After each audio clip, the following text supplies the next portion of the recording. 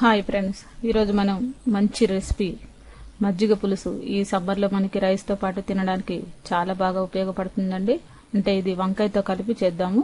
దీనికి మంచి టేస్ట్ కూడా వస్తుందండి. దీనికి కావాల్సిన పదార్థాలు: పెరుగు ఒక పావు కిలోకి కొంచెం ఎక్కువగా తీసుకోండి. ఒక 2 వంకాయలు, పొడవైనా పర్వాలేదు, మసాలా వంకాయ అయినా పర్వాలేదు, కట్ చేసి పెట్టుకోండి.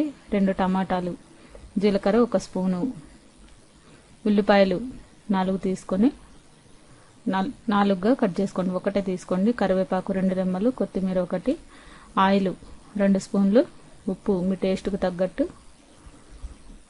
ఎండుమిర్చి 2, పసుపు కొద్దిగా, 2 పచ్చిమిర్చి సన్నగా తరిగి పెట్టుకోండి. ఇప్పుడు మనం ఒక బాండీలో 2 స్పూన్ల ఆయిల్ వేసి దీంట్లో ముందుగా జీలకర్ర వేసుకోండి. అలాగే ఎండుమిర్చి 1 తీసుకొని వేసుకోండి. పచ్చిమిర్చి కూడా అలాగే దీంట్లోనే ఆయిల్లోనే కొద్దిగా ఫ్రై చేసుకోండి. పసుపు కూడా ముందుగానే వేసేయాలి. తర్వాత మనం టమాటా ముక్కలు అలాగే వంకాయ ముక్కలను కూడా వేసి దొరగా ఫ్రై చేసుకోవాలి. ఇప్పుడు దీంట్లో మనం కారం వాడట్లేదండి, ఓన్లీ పచ్చిమిర్చి మాత్రమే వాడుతున్నాము. దీంట్లోనే ఉప్పు కూడా వేసి మనం దీన్ని ఒక 10 నిమిషాల పాటు లో ఫ్లేమ్లో వంకాయలు టమాటా పచ్చివాసన పోయే వరకు ఉడికించుకోవాలి. ఈ కరివేపాకు ఇవన్నీ కూడా ముందుగా మాడకుండా చక్కగా వంకాయలు వేసిన తర్వాత వేసుకుంటే మనకి ఫ్లేవర్ బాగుంటుంది. ఇప్పుడు మనకి వంకాయ ముక్కలు ఉడికిపోయాయి. కొద్దిగా ఉడికిందని తెలిసిన తర్వాత దింపేసి చల్లార్చుకోండి. చల్లారిన తర్వాత ఈ పెరుగుని కొద్దిగా పల్చగా వాటర్ వేసి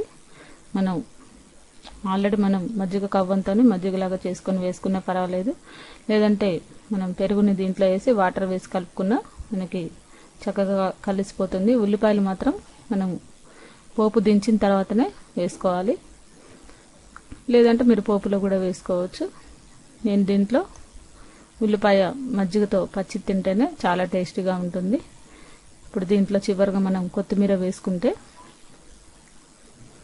ఎంతో రుచికరమైన మనకి ఈ వంకాయ మజ్జిగ పులుసు రెడీ అయినట్టే. ఈ ఎండాకాలంలో మనకి మధ్యాహ్నం పూట కానీ నైట్ పూట కానీ ఈజీగా తినడానికి చలవ కూడా చేస్తుంది. చాలా టేస్టీగా కూడా ఉంటుంది. ఈ రెసిపీ మీకు నచ్చినట్లయితే లైక్ చేయండి. ఈ రెసిపీని మీరు కూడా ట్రై చేసి చూడండి.